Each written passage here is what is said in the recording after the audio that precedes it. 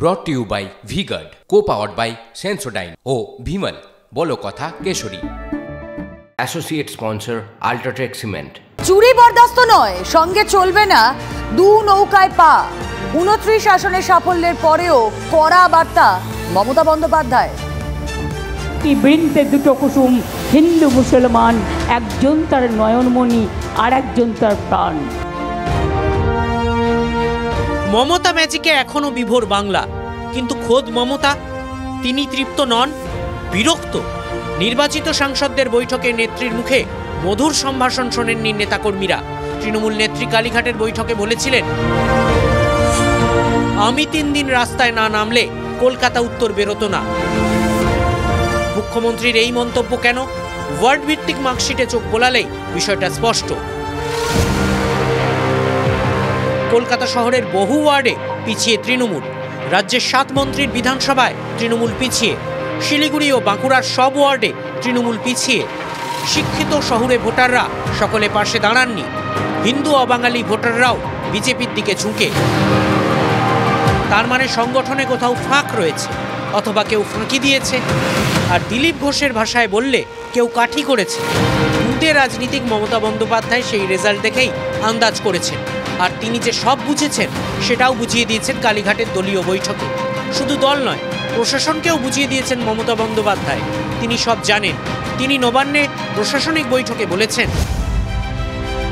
Overloading হয়ে কয়লা, বালি, গরু পাচার হচ্ছে। নির্দিষ্ট কোড দেখিয়ে ট্রাক থেকে টাকা তোলা হচ্ছে। নিচুতলা থেকে উপরতলা চোখের সামনে পাচার হচ্ছে। পুলিশের একাংশের পকেটে প্রচুর টাকা ঢুকছে। কাঁথিতেও সেই টাকার ভাগ পৌঁছে যাচ্ছে। এই ঘটনা আমি সমর্থন করিনি এবং করব না। পুলিশের বদলি বা ডিউটি তালিকা ফাঁস হয়ে যাচ্ছে। সিদ্ধান্ত বা অনুমোদনের আগেই নোটিশ ফাঁস হয়ে যাচ্ছে।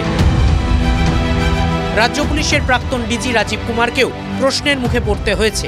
তিনি ধমক খেয়েছেন তথ্য প্রযুক্তি দপ্তরের সচিব হিসেবে। সন্দেশখালীর ভুয়ো ভিডিও ছড়িয়ে পড়া নিয়ে প্রশ্ন তুলেছেন মুখ্যমন্ত্রী। শ্রমমন্ত্রী মলয় ঘটককে আলাদা করে দেখা করতে বলেছেন মুখ্যমন্ত্রী।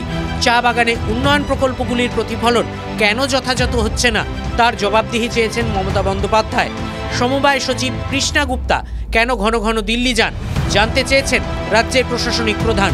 ফাইল নোটিংয়ের জন্য শিক্ষা সচিব মনীষ জৈনের জবাবদিহি চেয়েছেন।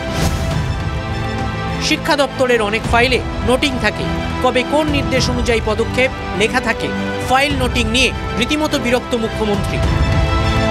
শিক্ষা সচিব মনীষ জৈনকে নিয়োগ দুর্নীতির তদন্তে ডেকেছিল কেন্দ্রীয় এজেন্সি। তারপর থেকেই সতর্ক মনীষ জৈন।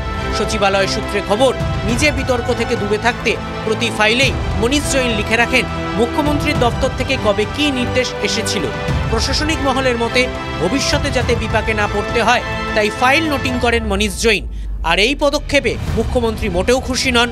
মনীষ জৈন দুদিকে যোগাযোগ রেখে চলছে বলেও অভিযোগ করেছেন মুখ্যমন্ত্রী। brought to you by V-Guard, co-powered by Sensodyne O Vimal বলো কথা Kesari. Associate sponsor UltraTech cement.